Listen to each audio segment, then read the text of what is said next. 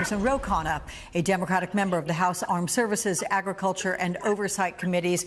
Welcome. Always good to welcome you, sir. So let's start with those calls for a no-fly zone in Ukraine. There's a group I'm sure you've heard about, foreign policy experts. They're calling on the Biden administration to implement a limited no-fly zone and start with the protection for humanitarian corridors, because they argue it can be done without risking direct engagement with Russia.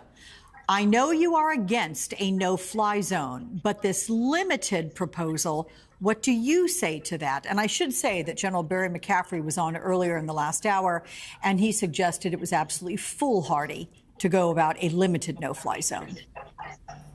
Alex, they're just wrong, and I'm glad that President Biden is showing statesmanship, is showing restraint. He spoke to us on Friday in Philadelphia, and he was very clear. We are going to stand with Ukraine. We have punishing economic sanctions. We're going to get them weapons, but we will not get into a shooting war with Russia. That, as he put it, would be World War III. And I just left Philadelphia being so grateful that we have a president who understands the stakes and is trying to de-escalate while standing up for the Ukrainian people.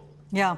Something else we've heard about, which is disturbing, with Russia warning that any convoys transporting foreign weapons into Ukraine will become, in their eyes, legitimate targets for attack. So if a convoy is attacked, could that trigger getting NATO involved? And that would potentially send in U.S. troops, at least those that are assigned to NATO. Alex, the president isn't going to do that. We're going to be supplying arms if there are attacks within Ukraine's border. The president has made it very clear the United States will not militarily engage. But the president also has been very, very clear, as is Jake Sullivan. If Putin were to attack a NATO country, if he were to expand beyond the Ukrainian geography, we would engage, and we would engage militarily under our Article 5 obligations. I think the president has been so transparent, and I believe that that will deter Putin from expanding beyond Ukraine. What we need to do is continue the punishing economic sanctions and then aggressively engage in diplomacy. As you've reported, President Zelensky has time and again said he's willing to sit down, because here's the reality, Alex. Putin will never annex Ukraine. The resistance is too strong. The Ukrainians have shown that they are much tougher than he thought. But Putin can do a lot of destruction in Ukraine. Thousands can die. There can be millions of refugees. The entire world needs to do everything we can to try to bring this to an end. You know, it's so interesting, because you'd think that Vladimir Putin would see the handwriting you're describing right there on the wall, that Ukraine is never going to give in. They are never going to accept Russian control. So he must know the way this is being viewed in the eyes of the world. Might he look for some kind of an off-ramp, or do you think that this somehow doesn't matter to him? Well, that's the $64 million question, Alex. I mean, look, he has had brutal campaigns before in Chechnya, in Syria, where he will stay years causing misery, causing destruction, and he doesn't seem to care. So his brutality can't be underestimated. That said, we have to explore, are there off-ramps without ceding Ukraine's sovereignty? Are there off-ramps that Putin can say, okay, I'm going to end this? And maybe that is a small possibility. But whatever the possibility is, let's just understand this. Every day that that doesn't happen, thousands more die. And I don't think anyone who's in any leadership position has to try to bring this violence to an end, a ceasefire to an end. And there I actually respect President Macron and German Chancellor Scholz. They're trying. I know President Biden's team's trying. And that's because of the lives that are at stake. Yeah.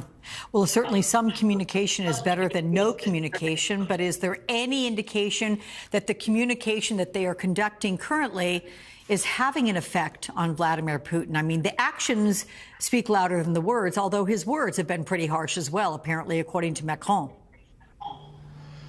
I don't think it has had an effect yet, other than I do think this, as ridiculous as Putin's offers are, and I would certainly not accept his current offer, they're not as ridiculous as they started out 3 weeks ago. So I think that shows that Putin understands that he isn't winning the war. He understands that these economic sanctions have been much tougher than he anticipated. He understands that ordinary Russians now can't use their Visa or their MasterCard, and that this is causing havoc in his own population. And he understands that the West has been far more unified than he ever expected.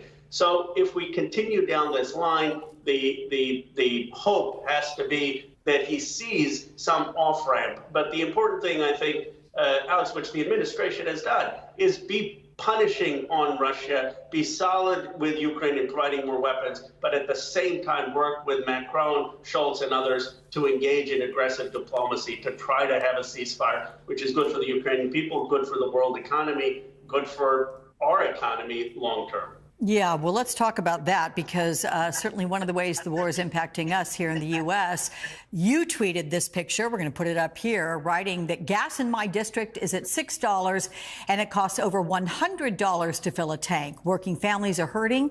We need to pass Senator Whitehouse and my bill taxing the excessive profits of big oil and giving checks to working class Americans to pay their bills. Tell me how this would work. I understand it's an enormous tax that you want to put on the likes of maybe, say, an ExxonMobil, like 50% tax. But to what end? Are you hoping that would make them bring down the price of gas?